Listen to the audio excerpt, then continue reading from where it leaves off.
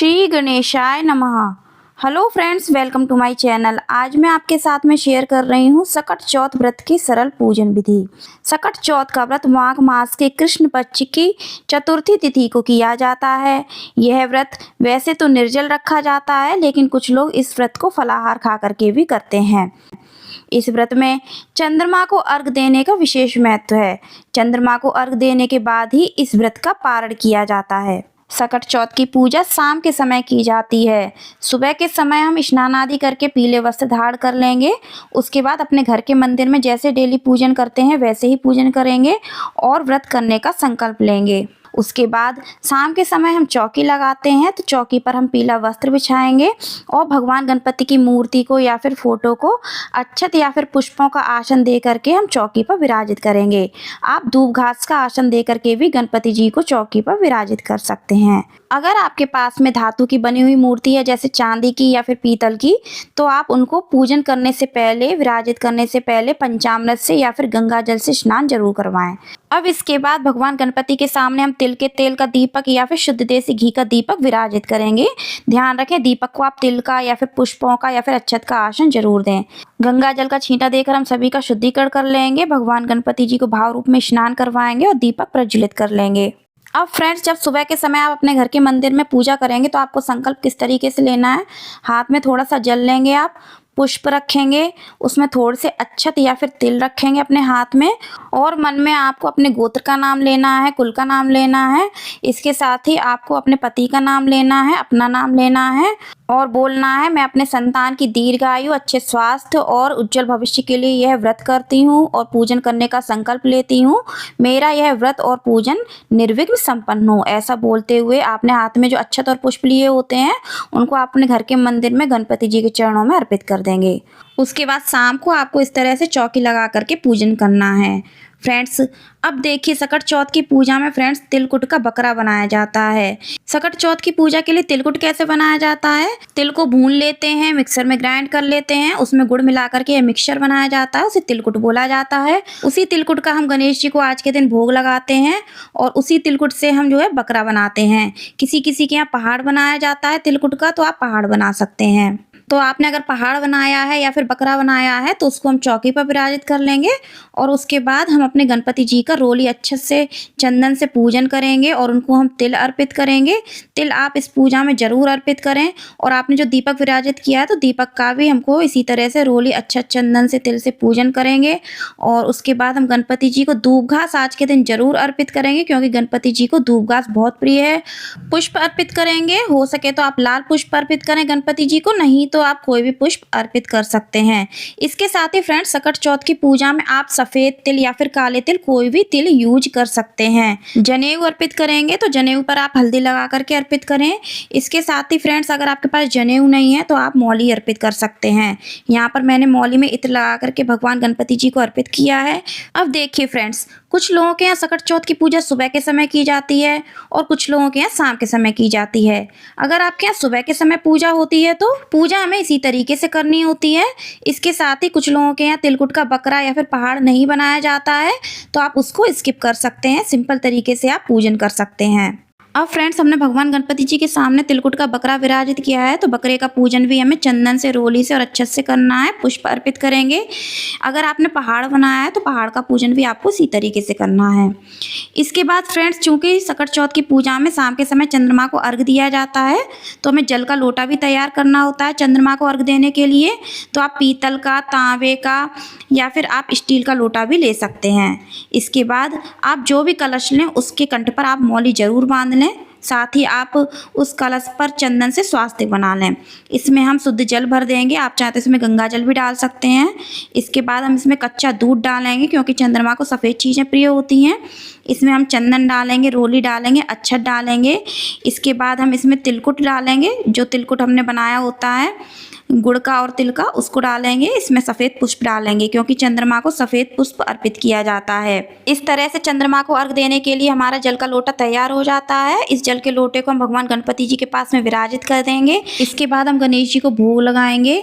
तो फ्रेंड्स, सकट चौथ के दिन गणेश जी को तिल के लड्डुओं का भोग लगाया जाता है। तो यहाँ पर मैंने तिल के लड्डू लिए हैं, हम गणेश जी को भोग लगाएंगे। अगर आप किसी कारणवश तिल के लड्डू नहीं है आपके पास या फिर नहीं बना पाते हैं घर पर, तो आप किसी भी मिठाई का भोग लगा सकते हैं। फलों का भोग लगाएंगे। उनका प्रिय भोग केला होता है फलों में, तो आप केला का भोग हो सके तो ज़रूर लगाएं। इसके साथ ही हम उनको तिलकुट का भोग लगाएंगे, जो हमने तिलकुट बनाया है। इसके अलावा आप अपने घर में जो भी शुद्ध और सात्विक भोजन बनाते हैं, पूड़ी सब्जी कचौड़ी, आप उसका भी भोग लगा सकते हैं। ध्यान रखें उसमें प्याज और लहसुन बिल्कुल भी नहीं होना चाहिए। अब हम हाथ में थोड़े से अक्षत लेंगे, पुष्प लेंगे। आप अक्षत की जगह तिलकुट भी ले सकते हैं या फिर तिल भी ले सकते हैं। और फिर हम सकट चौथ की कहानी पढ़ेंगे। सकट चौथ की कहानी का वीडियो आपको मेरे चैनल पर अलग से मिल जाएगा। अब फ्रेंड्स, सकट चौथ का व्रत कैसे किया जाता है? तो फ्रेंड्स, सकट चौथ का व्रत निर्जल किया जाता है, लेकिन कुछ लोग इसे फलाहार खा करके भी करते हैं। अगर आप गर्भवती हैं या फिर आप पहली बार व्रत कर रहे हैं तो आप इस व्रत को फलाहार करके कर सकते हैं। अब देखिए इसका पारण कैसे किया जाता है। तो फ्रेंड्स, सकट चौथ के व्रत का पारण शाम को पूजन करने के बाद, चंद्रमा को अर्घ देने के बाद ही किया जाता है। कुछ लोगों के यहाँ दिन में पूजा होती है तो वो लोग भी शाम के समय चंद्रमा को अर्घ देने के बाद ही व्रत का पारण करते हैं। लेकिन कुछ लोगों के यहाँ दिन में पूजा होती है और वो पूजा करने के बाद अपने व्रत का पारण कर लेते हैं। उनके यहाँ चंद्रमा को अर्घ नहीं दिया जाता है। अब देखिए, व्रत पारण करने के बाद हमें क्या खाना चाहिए और व्रत पारण करते समय में क्या खाना चाहिए, वो भी मैं आपको आगे वीडियो में बताऊंगी। तो वीडियो आप अंत तक देखिएगा। तो फ्रेंड्स, कथा संपन्न हो जाने के बाद हमारे हाथ में जो तिल, अक्षत और पुष्प होते हैं, उनको हम गणेश जी के चरणों में अर्पित कर देंगे। धूप दिखाएंगे गणेश जी को। अब फ्रेंड्स, अगर आपके यहाँ सकट चौथ की पूजा में बायना निकाला जाता है तो आप अपनी सास के लिए या फिर ननद के लिए साड़ी निकाल सकते हैं, कुछ श्रृंगार का सामान निकाल सकते हैं, इस पर कुछ दक्षिणा रख सकते हैं। अगर साड़ी या फिर सूट निकालने की आपकी सामर्थ्य नहीं है तो आप केवल श्रृंगार का सामान निकाल सकते हैं। और जो आपने तिलकुट का भोग बनाया है उनको आप बायने के रूप में दे सकते हैं, उस पर कुछ दक्षिणा अवश्य रखें, उसके बाद ही आप उनको बायना दें। यह बायना आप अपनी सास को, ननद को या फिर जेठानी को, किसी को भी दे सकते हैं। सास, ननद या फिर जेठानी नहीं है तो आप किसी भी ब्राह्मणी महिला को भी यह बायना दे सकते हैं, या फिर आप अपने ससुराल पक्ष में अपने से बड़े किसी भी महिला को यह बायना दे सकते हैं। अब हम आरती कर देंगे गणेश जी की। तो गणपति जी की आरती करेंगे। गणेश जी की आरती के साथ में आप माता पार्वती की आरती कर सकते हैं, भगवान भोलेनाथ की आरती कर सकते हैं। आरती हो जाने के बाद हम आरती के चारों ओर जल घुमाएंगे और पूजा में हम दक्षिणा अर्पित करेंगे। दक्षिणा हमारी पूजा में जो भी कमी रह जाती है उसकी पूर्ति करती है। बाद में आप यह दक्षिणा अपने सास को या ननद को बायने के साथ में दे सकते हैं, या फिर अगर आपके यहाँ बायना नहीं निकाला जाता है तो आप यह दक्षिणा किसी भी गरीब बच्चे को दे सकते हैं दान करके। सभी भगवान के चरण स्पर्श कर लेंगे और पूजा में हमसे जो भी गलती हुई हो उसके लिए हम क्षमा याचना कर लेंगे। अपनी संतान की दीर्घायु, अच्छे स्वास्थ्य और उज्जवल भविष्य की कामना करेंगे। अब देखिए, पूजा हो जाने के बाद आपने जो तिल के लड्डू चढ़ाए हैं भोग में, उनको आप अपने घर में प्रसाद रूप में वितरित कर सकते हैं। तिलकुट का भोग भी आप अपने घर में सभी को प्रसाद रूप में वितरित कर सकते हैं। फलों का भोग भी आप प्रसाद रूप में सभी को वितरित कर सकते हैं। अर्घ के लिए जो जल का लोटा रखा है उससे हम रात को चंद्रमा को अर्घ देंगे। इसके साथ ही आपने जो बायना रखा है अपनी सास, ननद या फिर जेठानी के लिए, इस बायने पर आप उनके लिए तिलकुट का भोग भी रख सकते हैं। और बायना कैसे देना है, हाथ में थोड़ा सा जल लेना है और इस बायने के ऊपर से 2 बार घुमा देना है और हाथ जोड़ लेने हैं। इस प्रकार से बायना दान किया जाता है। अब व्रत का पारण करते समय में क्या ग्रहण करना चाहिए? सबसे पहले तो जिन लोगों ने निर्जल व्रत रखा है तो सबसे पहले जल ग्रहण करेंगे। उसके बाद आप कुछ भी मीठा खा सकते हैं। आपने तिलकुट का प्रसाद चढ़ाया है भोग में, आप वो ग्रहण करके अपने व्रत का पारण कर सकते हैं। और फ्रेंड्स, पारण हो जाने के बाद भी आपको अन्न नहीं खाना है, मीठा ही भोजन करना है। या आप मीठा भोजन करें या फिर आप फलाहार ग्रहण करें रात में भी। जो लोग फलाहार खा करके इस व्रत को करते हैं वो लोग भी चंद्रमा को अर्घ देने के बाद भी अन्न नहीं ग्रहण करते हैं, मीठा ही भोजन करते हैं। अब फ्रेंड्स, इसके बाद आपने जो बकरा पूजा में रखा था उसकी गर्दन हम एक सिक्के की सहायता से अपने बच्चे से कटवा देते हैं।